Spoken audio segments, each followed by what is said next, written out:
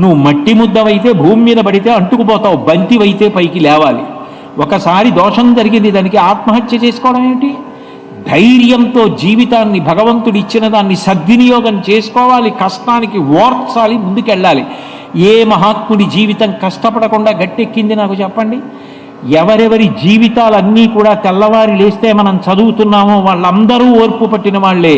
Nelson Mandela 27 సంవత్సరాలు కారాగార శిక్ష అనుభవించాడు.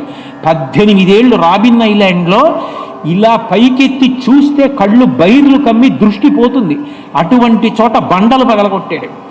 ఆఖరికి ఆయనకి ఇతర దేశాల యొక్క ఒత్తిడి తట్టుకోలేక విడుదల చేస్తే దేశాధ్యక్షుడైతే తెల్లజాతి వారిని కలుపుకొని తన మంత్రిమండలంలోకి తీసుకున్నాడు. అది ఓర్పు అంటే, అది క్షమాగుణం అంటే. ఓర్పు పట్టిన వారెవరో వారు జీవితంలో వృద్ధిలోకి వచ్చారు.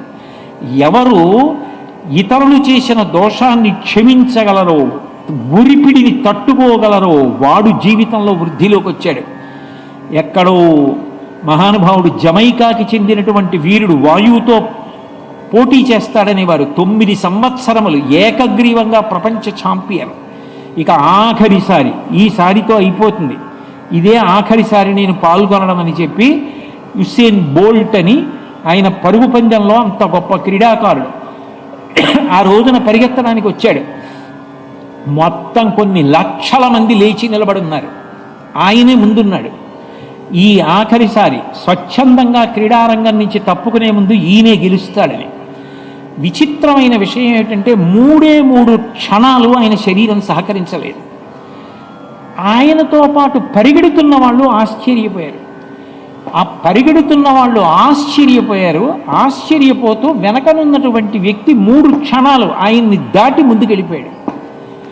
గెలిచిన ఆయన్ని అందరూ నిందించారు. ఓడిపోయిన ఆయన ఏం చేశాడో తెలుసా? ఏడవలేదు. ఆయన ఆ పరుగు పందెం దాటడానికి గీయపడినటువంటి ముగ్గు గీతని వంగి ముద్దు పెట్టుకుని లేచి నిలబడి పరిగెత్తుకుంటూ చుట్టూ వచ్చినటువంటి 100 మంది పాత్రికేయులతోటి నేను మామూలు మనిషిని అన్నాడు. ఇది శరీరం 3 క్షణాలు సహకరించలేదు, ఈసారికి జారిపోయిందన్నాడు. గెలిచిన ఆయన ఏం చేశాడో తెలుసా?